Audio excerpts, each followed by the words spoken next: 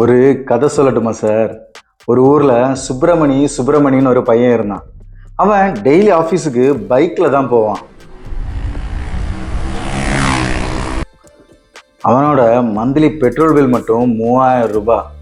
அவனோட பட்ஜெட்லயே அவனுக்கு அதிகமா செலவாகிறது பைக்கோட பெட்ரோலுக்கு தான். இப்படி இருக்கும்போது தான் ஒரு நாள் அந்த பையன் ஆஃபீஸ் போயிட்டு இருக்கான். அப்போ ரோட்டோரமா அதிகமா கூட்டமா மக்கள் நிக்கிறத பாக்குறான்.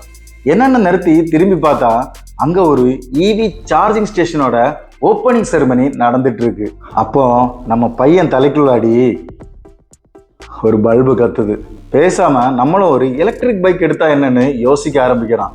நம்ம பையன் விஜய் ஃபேன் மாதிரி ஒரு தடவை முடிவு பண்ணிட்டா அவன் பேச்ச அவனே கேட்கறது இல்லையா. உடனே போறான், ஒரு இவி பைக் எடுக்கிறான். 1 மந்த் அந்த பைக்கை அவன் யூஸ் பண்றான்.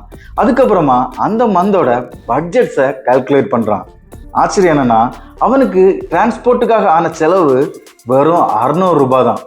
3000 ரூபாயில இருந்து இப்ப ஆகிறது வெறும் 600 ரூபாய் தான். இதுல ஹைலைட் என்னன்னா, அவனுக்கு மெயின்டெனன்ஸ் சார்ஜ் ஆகிறது 0. இப்பெல்லாம் அவனோட டெய்லி டிராவல் ஸ்மூத்தா, சைலண்டா, ஸ்ட்ரெஸ் ஃப்ரீயா இருக்கு. அப்பதான் அவனுக்கு ஒரு விஷயம் புரியுது. டெக்னாலஜியில டிசிஷன் எடுக்கிறது தான் உங்க லைஃப்பை மாற்றும்னு. நீங்களும் யோசிங்க, ஃபியூச்சர் ரெவல்யூஷனோட ஒரு பார்ட்டாக போறீங்களான்னு.